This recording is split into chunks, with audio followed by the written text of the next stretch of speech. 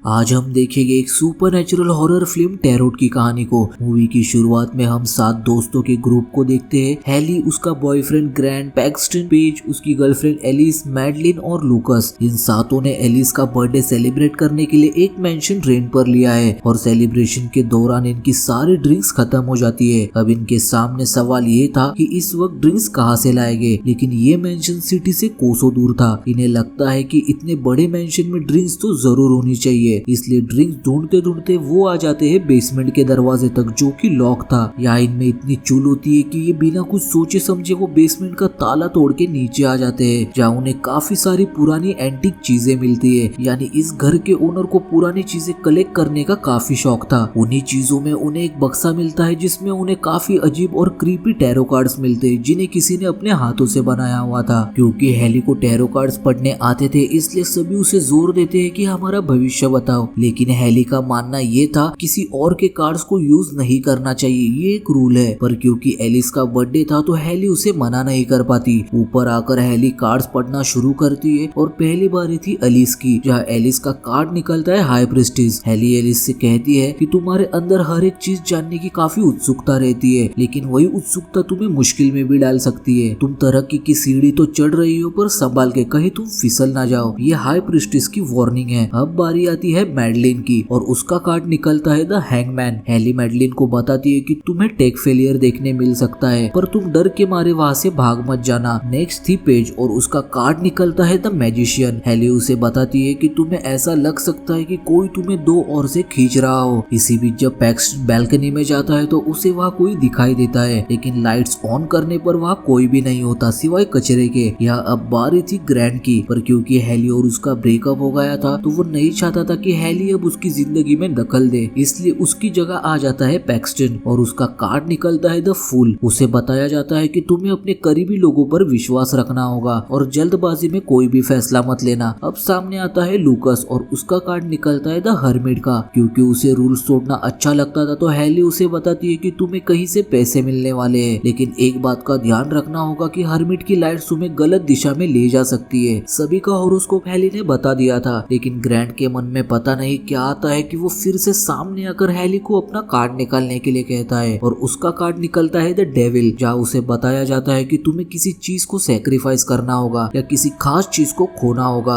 Grand को ये सारी चीजें बकवास लगती है, इसलिए वो हेली से भी कार्ड निकालने के लिए कहता है। हेली जब कार्ड निकालती है तो उसका कार्ड आता है द डेथ, यानी उसका प्यार ही उसकी मौत का कारण बनेगा। अगली सुबह वो सभी कैंपस के लिए निकलते हैं, जहाँ कुछ दूर आकर वो एक गैस स्टेशन पर रुकते हैं, जहाँ लूकस एक स्क्रैच कार्ड से $7,000 जीत जाता है। यानी जो कुछ हेली ने लूकस के लिए कहा था कि उसे कहीं से पैसे मिलने वाले हैं, वो बात सच हो गई। शाम होते ही सभी शहर आ जाते हैं, जहाँ से सब अब अपने घर चले जाते हैं और एलिस चली आती है अपने हॉस्टल में। रात में जब वो नहाकर निकलती है तो उसे वहाँ ऊपर एटिक से निकलती एक सीढ़ी दिखाई देती है। वो उस सीढ़ी को फिर से ऊपर करके अपने कमरे में आ जाती है, क्योंकि उसे कहा गया था कि किसी चीज को जानने की उत्सुकता तुम्हें मुश्किल में डाल सकती है। हालांकि जब वो अपने कमरे में होती है तभी बाहर से कोई जोर से दरवाजा पीटने लगता है और जब एलिस दरवाजा खोलती है तो एटिक से सीढ़ी फिर से नीचे आ गई थी। तभी पीछे उसे किसी के होने का एहसास होता है, लेकिन जब वो लाइट्स ऑन करती है तो वहाँ कोई भी नहीं होता। उसे लगता है कि कोई उसके साथ गंदा मजाक कर रहा है, इसलिए वो सीढ़ी चढ़कर आ जाती है एटिक में, जहाँ उसके सामने आ जाती है हाई प्रिस्टिस। एलिस डर के मारे एटिक से नीचे गिर जाती है और हाई प्रिस्टिस एटिक से निकली सीढ़ी को एलिस के सर पर बार बार गिराकर उसे काफी भयानक मौत मारती है। अब धीरे धीरे हेली ने टैरो कार्ड द्वारा बताई सारी बातें सच हो रही थी और अब उसके दोस्त भी मरना शुरू हो गए हैं। अगले दिन एलिस की मौत की खबर सुनकर सभी दोस्त शॉक में थे, लेकिन वो इस बात से बेखबर थे कि ये सब क्यों और कैसे हो रहा है। पूरा दिन सभी पेज के घर पर ही थे और रात होते ही सभी वहाँ से चले जाते हैं सिवाय हेली के, क्योंकि वो डरी हुई पेज को अकेले नहीं छोड़ सकती थी। हेली पेज को अपने बचपन की बातें बताकर उसे संभालने की कोशिश करती है। दूसरी तरफ हम लूकस को देखते हैं, जो मैडलिन को उसके घर ड्रॉप करने आया था, लेकिन वापस लौटते वक्त हर्मिट उसके पीछे पड़ जाता है। लूकस ट्रेन से घर जा रहा होता है, जहाँ हर्मिट की लाइट उसे दूसरी राह पर ले जाती है और लूकस वहाँ ट्रेन के नीचे आकर मारा जाता है, बिल्कुल वैसे ही जैसे उसके कार्ड में लिखा था। अगले दिन सारे दोस्तों को लूकस की मौत की खबर मिलती है। तभी हेली को पता चलता है कि ये सारे हादसे टैरो कार्ड्स की रीडिंग के हिसाब से हो रहे हैं। अब सभी दोस्त हेली की बात से सहमत थे, क्योंकि 2 दिन में उनके 2 दोस्त